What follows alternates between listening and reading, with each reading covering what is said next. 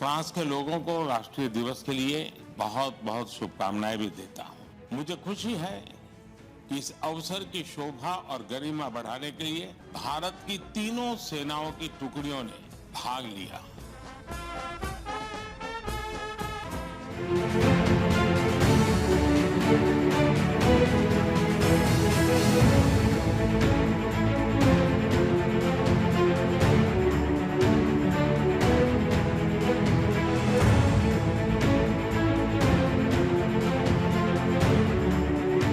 हम अपनी strategic partnership की 25वीं वर्षगांठ मना रहे हैं। बीते 25 वर्षों के मजबूत आधार पर हम आने वाले 25 वर्षों के लिए रोड मैप तैयार कर रहे हैं। नमस्कार दोस्तों, आप सभी का स्वागत है कर्मा पोस्ट में। अब ये बात ऑफिशियल हो चुकी है, USA out France is in Emmanuel Macron replace करेंगे जो बाइडेन को to be the guest at India's Republic Day parade यहां पर आप देख पाएंगे। इससे रिलेटेड आपको बहुत सारे आर्टिकल्स मिलेंगे। फ्रांस के प्रेसिडेंट ने एक्सेप्ट कर लिया है पीएम मोदी का रिपब्लिक डे इन्विटेशन, और यह मैटर करता है। फ्रांस एक ऐसे समय स्टेप इन कर रहा है जब यह यूएसए को इंडिया ने एक इन्विटेशन भेजा रिपब्लिक डे का। यूएसए ने ओपनली यह बात कंफर्म भी कर दी कि पीएम मोदी ने जो बाइडेन को एक इन्विटेशन भेजा था। और उसके बाद हमने देखा कि रिसेंट जो इवेंट्स हुए हैं, यूएसए ने आरोप लगाया कि इंडिया की तरफ से कोई आदमी गया था, उसने पन्नू को मारने की कोशिश करी। मैं ये नहीं कहूंगा रिलेशंस खराब हुए, बट थोड़ा झटका आया। और फिर उसके बाद यूएस गवर्नमेंट ने यह भी कह दिया कि बाइडेन बहुत ही बिजी होंगे, रिपब्लिक डे की सेलिब्रेशन में पार्टिसिपेट नहीं कर पाएंगे। मैक्रो कह रहे कि मैं आऊंगा इवन दो। इससे पहले आप अगर देखो 5 बार फ्रांस के ही प्रेसिडेंट्स को हम इनवाइट कर चुके हैं रिपब्लिक डे सेलिब्रेशंस के लिए। Emmanuel Macron overall 6th French president होंगे जो भारत के रिपब्लिक डे परेड में एज अ चीफ गेस्ट आएंगे। कई महीने पहले जुलाई 2023 में उस पर आप नजर डालें, पीएम मोदी गए थे फ्रांस बेस्टियन डे परेड को अटेंड करने के लिए। इसी दौरान फ्रांस का जो हाईएस्ट अवार्ड है the Grand Cross of Legion of Honour, इससे भी पीएम मोदी को सम्मानित किया गया था। और पीएम मोदी ने इस पूरी विजिट से रिलेटेड एक वीडियो भी करी थी अपलोड, जो मैंने इस वीडियो के शुरुआत में दिखा दिया है। यूरोप और इंडिया के बीच में ये सेंट्रल रोल निभाएगा।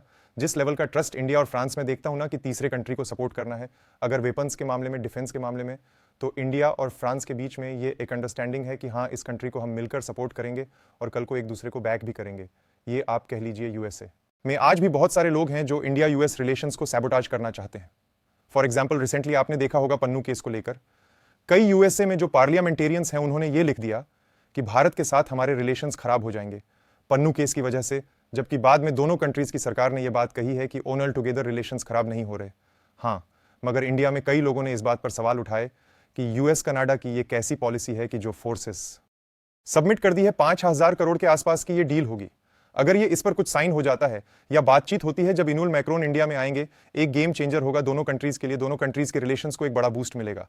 तो पाकिस्तानी जनता का इस मसले पर क्या कहना है, आगे देखते हैं। हमारे चैनल के साथ बने रहने के लिए चैनल को अभी सब्सक्राइब और लाइक कीजिए। धन्यवाद।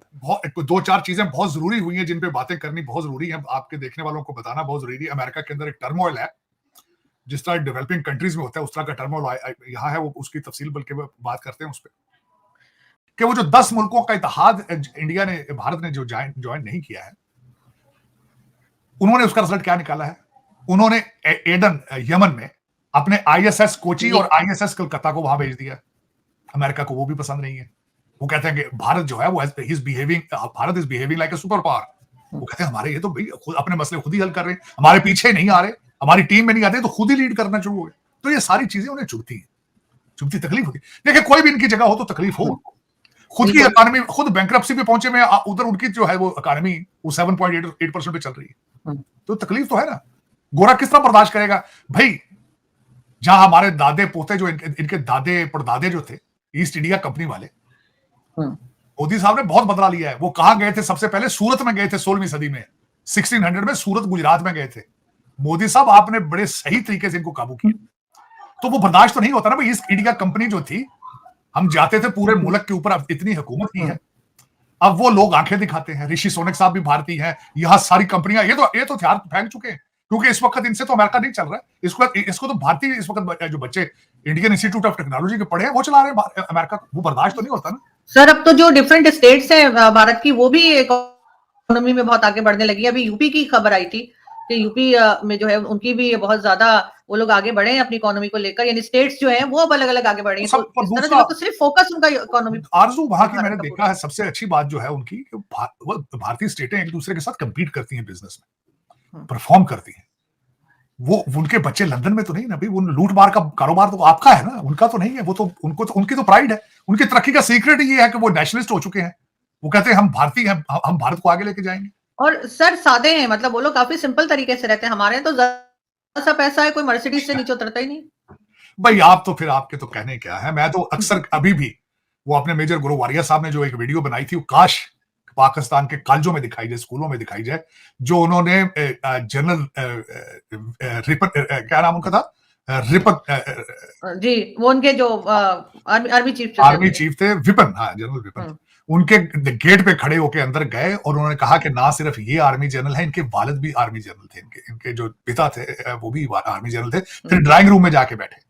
मैं समझता हूं वो पाकिस्तान के निसाब में होनी चाहिए चीज कि भाई आप विपिन रावत हमारे जो पिछले गए हैं मालिक, हमारे जो गुरु बाजवा साहब थे, जब वो घर को गए हैं 12 अरब रुपए की करप्शन के एलिगेशन है उनके ऊपर, उनकी फैमिली के असास से 12 अरब रुपए है। तो देखें, फिर मैं आपको हमेशा ये कहता हूं, दुख वाली बात है कि उन्होंने भारत बना लिया, आपने पाकिस्तान बनाया नहीं, फाइलों में बनाया, लूट रहे हैं, खा रहे हैं, मजे कर रहे हैं। लेकिन आपने तरक्की बहुत की है, पाकिस्तान में नहीं की। मदीना बनाए, हम तो जिहाद करने आए थे, हम अरबों के रिश्तेदार हैं, हम तो पठान लोग हैं, जिहाद करेंगे। यार कैसी बातें करते हो आप? पठान हो, आप अरबी हो, कौन हो आप? जिस कौम को अपनी आइडेंटिटी की ना पता हो, जिस कौम को अपनी आइडेंटिटी की ना, वो क्या करेगी? इतने सैयद इस वक्त सऊदी अरेबिया में नहीं जितने पाकिस्तान में है, अंदाजा लगा लेना। हर दूसरा बंदा कहता है मैं सैयद हूं। सर मैं भी हूं। देखिए वो तो आपका तो कुछ नहीं, वो आपको पता होगा, को आपका कोई खानदानी डिग्री होगी। यहाँ पे तो हर दहला दहला कहता है जी मैं तो, कोई कहता है मैं हजरत अली का रिश्तेदार हूँ, कोई कहता है मैं फलां का रिश्तेदार हूँ। और यार हिंदुओं की औलाद हो सारे यार। मैं कहता हूँ मैं हिंदुओं की औलाद हूँ। हम हिंदुओं से सिख हुए, सिखों से मुसलमान हुए, पता नहीं है। लेकिन यहाँ पाकिस्तान में आइडेंटिटी की नहीं पता किसी को। हर दूसरा बंदा कहता है हम तो अरबी हैं, अरबी हैं। शक्लें देखो अपनी यार, अरबियों वाली तुम्हारी शक्लें। लेकिन आरजू अभी तक आपको ये नहीं पता कि आप प्रेसिडेंशियल सिस्टम चाहिए या आपको दूसरा पार्लिमानी सिस्टम चाहिए, 18वीं तरमीम होनी चाहिए या नहीं होनी चाहिए, आपको पता ही नहीं अभी तक। आप चाइना के कैंप में हैं कि आप अमेरिका के कैंप में हैं, आप क्या है पता ही नहीं। आप मर्द है कि औरत है? क्यों है सर आखिर हम कैंप में क्यों है? कोई और कंट्री तो कैंप में नहीं होती, भारत को देखिए किसी कैंप में नहीं है वो। भाई उनके $600 बिलियन के फॉरेन एक्सचेंज, उनका फॉरेन एसेट्स पड़े हैं। आप 3 बिलियन के लिए आप IMF के तलवे चाट रहे हैं। उनके साथ तो कंपेयर ही नहीं करना चाहिए आपको। आपकी मैं बल्कि 14 अगस्त 1947 से लेकर आज तक आरजू अगर देखा जाए तो सवाए शर्मिंदगी की कुछ भी नहीं, शर्मिंदगी, टोटल शर्मिंदगी। देखिए कि अल्लाह ताला आपको हिदायत दे, कोई आपको पाकिस्तानी लीडर मिल जाए जिसका मरना जीना पाकिस्तान के साथ हो,